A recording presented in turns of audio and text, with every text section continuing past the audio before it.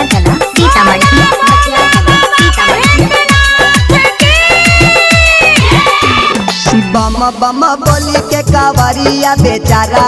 जलावा के ढारा चलो न पियाजी जल ढारा। हाँ हाँ बम बम बोली के कावरिया बेचारा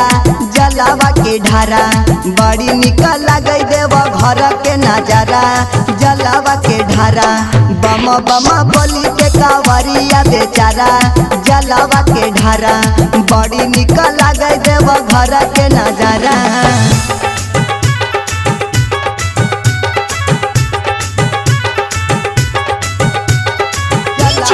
विकास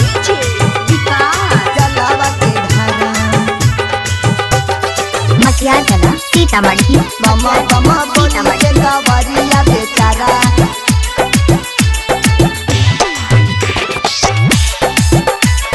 जलावा के ढारा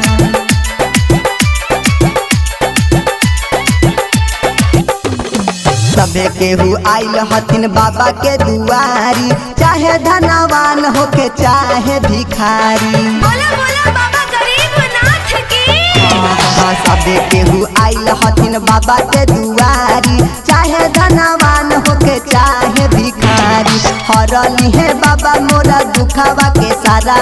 जलावा के ढारा बम बम बोली के देवघर के नगारा जलावा के ढारा बड़ी निकल लगे देव घर के नजारा जलावा के ढारा बम बम बोली के कावरिया बेचारा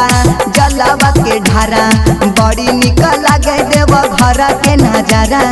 जलावा के ढारा।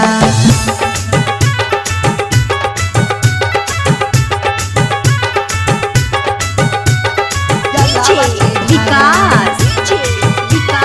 जलावा के ढारा मटिया चला सीतामढ़ी बम बम बोली के कावरिया बेचारा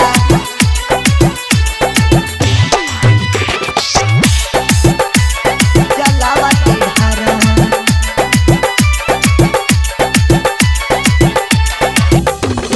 सूरज सजनावा के दिहे वरदानावा पूजा दिवे दी पूरा जई तो सपनावा। बोला बोला देवघर वाले बाबा की सूरज सजनावा के दिहे वरदानावा रोहित वाल्मीकि के पूरा तैसा पनावा होई जब एक दिन हमया सतारा जलावा के ढारा बम बम बोली के कावरिया बेचारा जलावा के ढारा बड़ी निकल लगे देव घर के नजारा जलावा के ढारा बम बम बोली के कावरिया बेचारा जलावा के ढारा बड़ी निकल लगे देव घर के नजारा जलावा के ढारा।